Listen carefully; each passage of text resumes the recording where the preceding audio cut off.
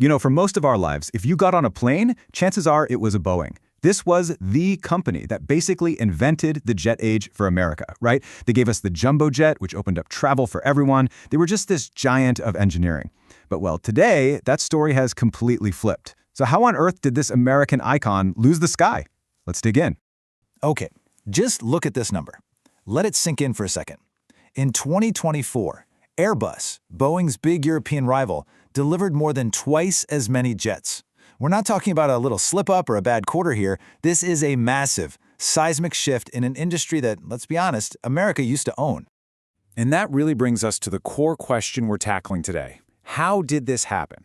Seriously, how does the company that gave us the legendary 747, a true symbol of American power and ingenuity, fall so far behind? The answer is, it turns out, are buried in a couple of key decisions made a long time ago, and in how two companies dealt with disaster in completely different ways. All right, so to really get the scale of this fall, you first got to understand the incredible heights Boeing reached. We're talking from most of the 20th century, Boeing wasn't just a player in commercial aviation. They pretty much were the entire game. I mean, think about it. You had the 707, which basically turned the Atlantic Ocean into a pond. Then came the revolutionary 747, the queen of the skies. The name Boeing just meant innovation. It meant ambition. This was a company run by engineers, people who were willing to bet the farm on these huge moonshot projects. And for a long, long time, those bets paid off big time. 60%. That's how much of the global market they had. I mean, at this point, Airbus was just a blip on the radar. And their biggest American rival, McDonnell Douglas, was basically out of the picture. Boeing was on top of the world, untouchable. But here's the crazy part. It was right there, at their absolute peak, that the seeds for the downfall were being planted. So let's break it down. We're going to look at two things that were happening at pretty much the same time. One of them looked like a huge win for Boeing, a total victory lap. The other, just some little European experiment nobody took too seriously. But together, man, they were about to change everything. This timeline really lays it all out, doesn't it? You can see the two paths crossing. On one side, you've got Airbus, just slowly and steadily climbing up, hitting these key milestones, like the A320 with its new tech. And then, boom, you see Boeing's big moment in 1997, followed by a crisis that would reveal just how much the company had changed on the inside. Now, on the surface, this merger was the ultimate power move. Boeing buying up its last major American competitor. It looked like game over. The final nail in the coffin for any competition. But what looked like the end of the story was actually the start of a really, really troubled new chapter.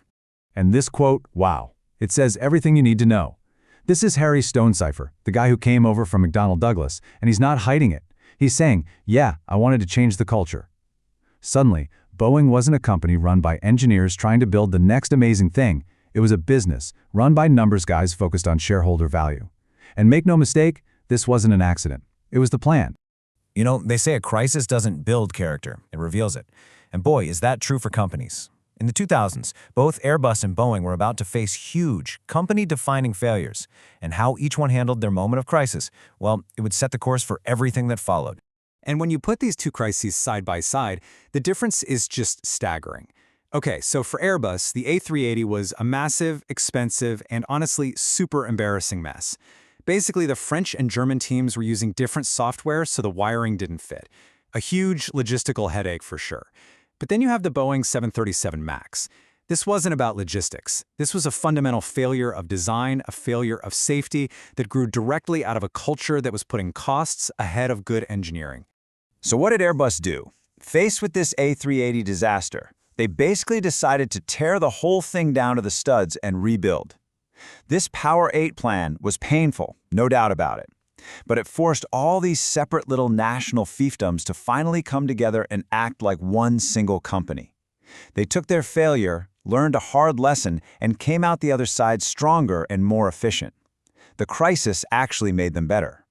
And this number is the devastating difference, 346.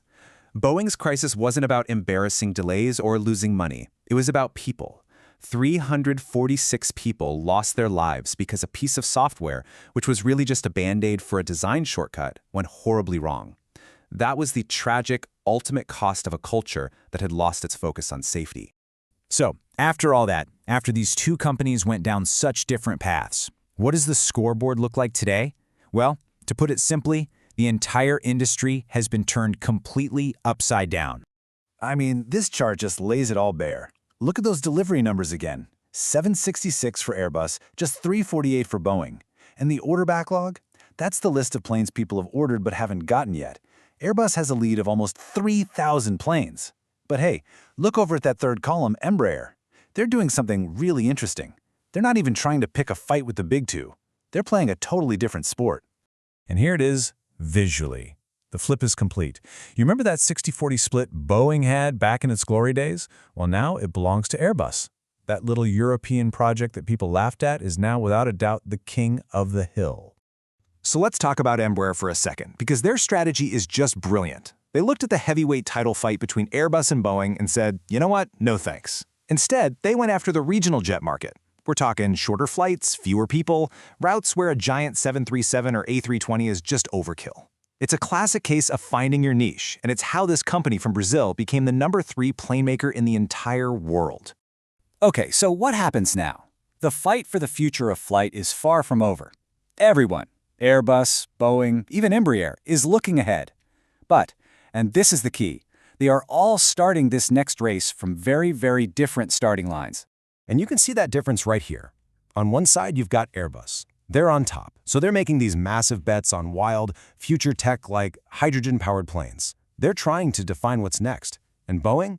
Well, Boeing can't afford to think about 2040 right now. They're stuck in the present. Their entire mission is just a painful, slow rebuild.